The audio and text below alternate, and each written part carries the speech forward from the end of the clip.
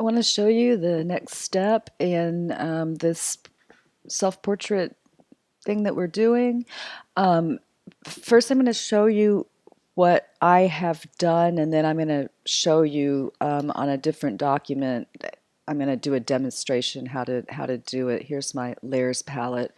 Um, I'm not necessarily going to do this exactly the same way it looks in the video that I posted for you. Um, there's a number of different ways you can get a result like this, and I'm going to approach this from a more painterly direction, and that means that with the colors, what we're going to do is we're going to start with the mid-tones, which is what you see here. And I know that it does not look very good right now. Trust me, I'm aware of that. This is just a step. But we start with putting in the mid-tones. We want to make sure those mid-tones are underneath the contour lines. And we need to, this is where layering starts to become important. And after we have our midtones in for our major dominant areas, which of course in this one would be hair and skin, and that's probably for most of you what it is, maybe your shirt or something. Um, then the next step would be to move on to the more detailed colors that give you highlight and shadow. So, but before I do the demo, let me just point out to you what I have in my layers palette right now. Notice that the contour layer, which is the line work, is on the top. Okay, so it looks kind of strange without that, right? But let's think in order of stacking things up in the way you'd see them from whatever's the farthest away from you that needs to be overlapped by something should be on a layer below. Okay, and I will show you how to move those layers around. So since the hair is going to be on top of the skin, the hair comes next. And by the way, notice that these are not particularly precise. You know why? It doesn't matter, because as long as they're hiding behind those contour lines, that's all I need, right? So okay, so then there's the skin, and I'm also going to show you a neat little technique, a very, very easy way to get the whites of the eyes and the teeth out of there. Okay, and also I did put one little piece of white. It's this. I chose this white right over here, so it's not a pure white. And I'll probably do that to the eyes and teeth as well, because they're like a little bit too white right now. And then finally are the skin tones, which I'm fully aware look exactly the same color as a Band-Aid right now. And no, I'm not happy with this the way it looks, but it's a step. Okay, so just be patient and bear with me, and we will get to making this look, more like something it's supposed to look like in future videos. Okay, so I'm going to put this one aside, and I made a copy of this file that I'm going to redo what I had just done, so that you could see my process and see my technique. And this may come across a little bit different from what the guy did in the video. um, don't worry about it. There's a number of different ways to get similar results, and we don't all have to follow the steps exactly the same way, as long as we use the best way that we can to get the results for ourselves that we want to get. Okay, so what I need to do right now, just because I do have, remember we talked about having a lot of broken lines, and I hope you guys have kind of taken that to heart, because I really, really think it's going to help give these things, bring them to life a little bit. And so I do have a lot of broken lines, and that means that I'm going to be relying on my photograph to know where to draw in, where to draw in my lines. I have my swatches layer highlighted right now. Okay, so you can see, let's just make everything invisible, right? I have my original on the bottom, and I wanted to have the swatches on their own layers just so that I didn't accidentally, select them or move them around or whatever. And then the contour right now is on the top. What I want to do is sandwich the skin between the contour and the swatches, and here's how I'm going to do it. I've highlighted the swatches layer. You can tell it's highlighted because it's a lighter gray. And there's a number of ways you can make a new layer. My favorite way is to come down here. You see this little icon that looks like a piece of paper. It says create new layer, and you can click on that. Okay. There are also, there's a fly out menu on the side of the palette right here. You can choose new layer if you wish. And I believe in Illustrator you can even do it from the menu up here. So, whatever works for you. But I personally like the little icon that looks like a piece of paper. Okay, since I'm going to have several layers on this, I need to, I'm going to go ahead and name them. You don't have to do this, but I recommend it because you're going to get confused.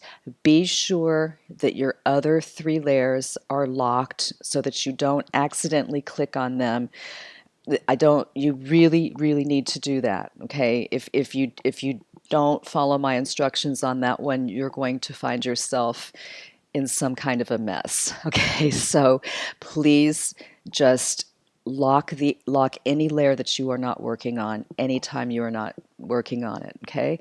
And let's just kind of slowly double click where it says layer 4, and let's type in skin. Okay. And then, all I'm really going to do is draw one big simple shape. And that's it. Okay, so I'm going to choose for my foreground color. Let me get my little eyedropper tool right here. I'm going to choose that pinkish tone. I was at first thinking this was my medium tone, but it turned out way, way, way too dark. And so this is only going to be used in a few very small select areas. These are going to be my highlights, and I may even have to come in with another lighter highlight over that. We'll see. But right now that doesn't matter. Let's get my pen tool, and I'm going to zoom in a bit so that I can see better. I didn't want to zoom in that far. Go. Perfect. Get my layers palette out of the way. Okay. And, once you've figured out what you're doing, this can happen pretty quickly. So, when you're doing this, you don't even really have to worry that much about making your anchor points all curvy, smooth, and beautiful. You still don't want to have too many of them, but you don't really need to worry too much about curves, except for like a tight curve like that one. And I'll come back and fix that later. I know it's kind of messed up. If you can just keep your clicks kind of inside your contour line, and I know that's making a weird shape happen on the outside right now. Just bear with me. Okay. It's fine to just go ahead and come off of the artboard if you like. For anything that what we call bleeds off the edge, when something comes all the way to the edge of a picture and we assume continues on after the picture ends, we call that a bleed. This will not show once we're have the final product. So whatever you have that bleeds off an edge, it's fine to go ahead and click an anchor point outside the artboard if you like. okay? And it doesn't really matter where I click right here because I'm going to have a little white piece of fabric right here anyway, but I want to be able to hit this contour edge right here.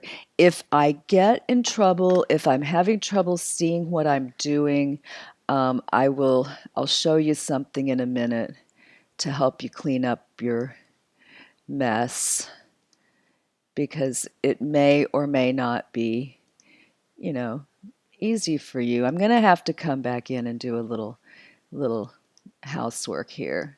In fact, I'm just going to kind of do this quickly because these are going to be kind of intricate. And I would much rather, whoops, I'd much rather just do a bunch of straight clicks and get it all in there, okay? What I'm going to do now, I know this is not perfect. It doesn't look too bad. Don't worry about the weirdness right here. Remember, hair is going to go on top of that. So as long as I know that something is going to go over top of something, I don't have to be particularly careful there, okay? And you definitely want to make sure you allow things to overlap because you don't want to have a white gap. Okay, so it's better to go ahead and, make whatever's on your lower layer cut into the space of whatever's going to be on the layer above it to be sure they're going to overlap. Okay, but right now I need to see my photograph and my skin tone at the same time, and I really can't do that because this is completely opaque. So what I'm going to do is temporarily make this selection somewhat transparent. You do have a transparency tool right here. I tend to not really like trying to remember what all these little icons mean. I guess I'm kind of old school. I've been using these Adobe programs since before they had that stuff. And so I am the old-fashioned way. I go over to Window and choose the transparency tool, which of course I already had. So now let me get it back. Okay, and what I'm going to do is just knock the transparency down on that shape enough that I can. Why didn't it not take? Oh, it did take. I just didn't knock it down enough. Why don't we go to 50% there? Let's go a little bit. There we go. Okay, kind of can see it. I keep thinking it should be more than that, but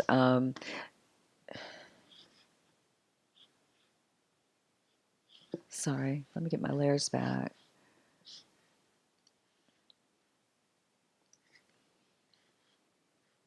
Okay, okay.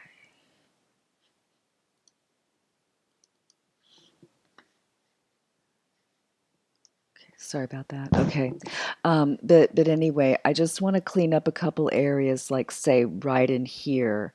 And so I'm going to get my white anchor tool, my white arrow tool. Okay, I'm going to click on this and let me zoom in so I can see.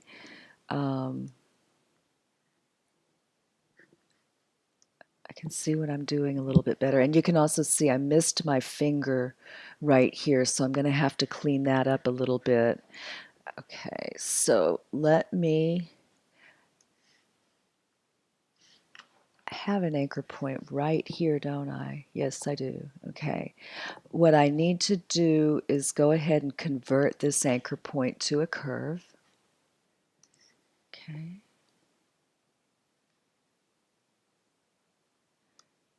And let's convert this one to a curve, and then we'll make it pointy on this side.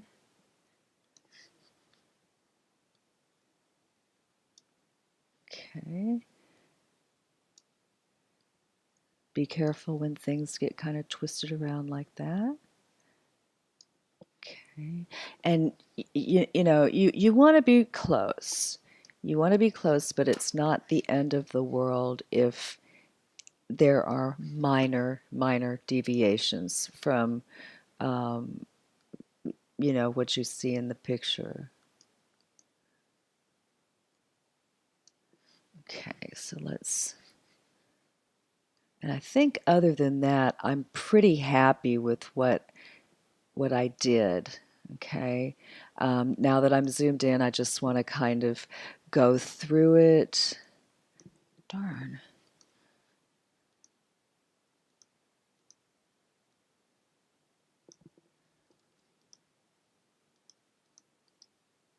Sometimes it's hard to get it to understand that you just want to do one point at a time. There we go. I just want to see where the edge of my hand is.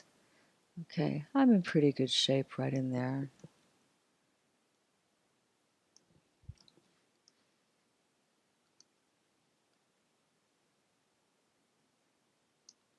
Okay.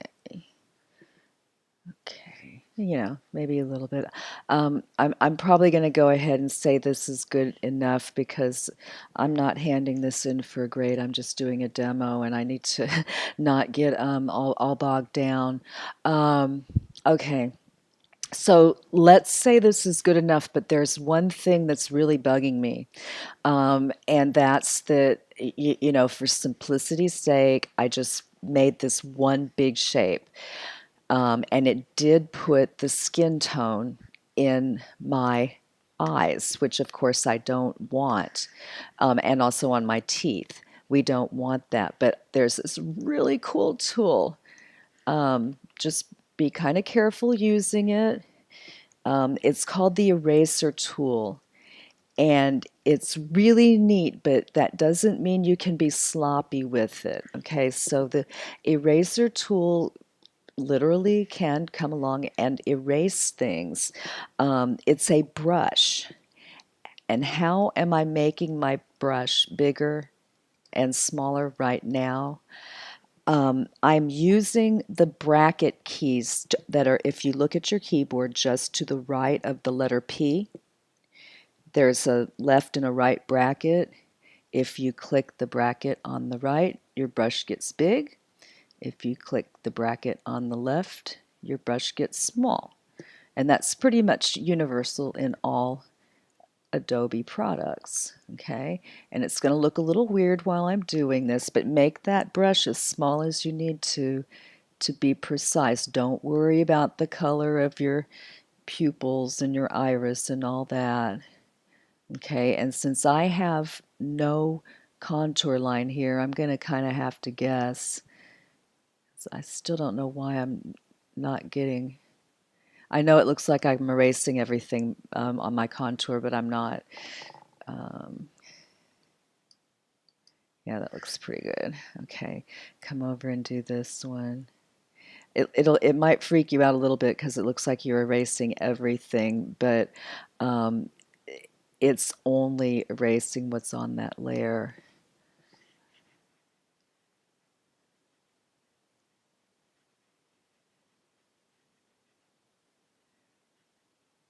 If it was all on one layer, it would be erasing it. Okay, so the whites of the eyes are white, and I didn't have to worry about, otherwise I'd have been trying to trace around them when I made my shape, and we certainly don't want that. Okay, I might go with a slightly bigger brush for the teeth because, that's a big area to cover, and only make my brush small in the tight areas. Okay, and who knows? I may just leave my teeth that white. I had selected a more realistic color color for my teeth, but it is a graphic novel. They're supposed to be a little unrealistic, so why not just leave them movie star white, huh? Okay, there we go. Now let me zoom out. Okay. Not bad. Okay, not bad. I'm fully aware that it looks creepy, but this is a step, right? Okay, so get to my let me get to my transparency again. You have to activate that. Yeah, you have to activate that shape. And could have sworn I took that down lower than 70%, but no wonder I was having trouble with that. I could have sworn I took that down to like 30, but whatever. It's good. Okay. Now, before I go on, I want you guys to listen to me very closely. This is important. When's the last time you saved your work? Okay. If it if it's been a long time, it's been a long time, too long, okay? If you have done anything good, if you've worked hard on something like what I just did with my skin tones, I don't want my computer to freeze up on me, and who knows how much time I spent doing that. What do? We save, okay? So you should be saving your work every 5 to 10 minutes. And if you don't get in the habit of doing that, you will, once you lose 2 hours worth of work when something happens and you haven't been saving regularly. My rule of thumb is either save every time you do something good or every 10 minutes, at least every 15 minutes. Yeah, how much work are you willing to redo if something goes wrong? And believe me, things go wrong. But now that I'm somewhat satisfied with the hair, I'm sorry, with the skin, I'm going to move on to the hair. Make a new layer for that. Okay. Okay, and this is not going to take very long. And even though I do not think this is particularly flattering or attractive, this greenish brown color is what I kind of sampled out of my hair. I'm making myself feel better by knowing that I'm going to be dropping in lots of highlights later. But for now, I need to go ahead and make my hair, okay? And I think I can probably do this one without needing to look at the photograph too much. I may need to look at the photograph for parts of it. Okay. I noticed on the last one that it had looked a little weird right up in there, so I'm going to be a little bit more careful. Okay. And then remember, it's okay to, kind of run off the artboard if you need to. Hello. Okay. Let me now make this layer a little bit transparent so I can see if there's anything I was missing.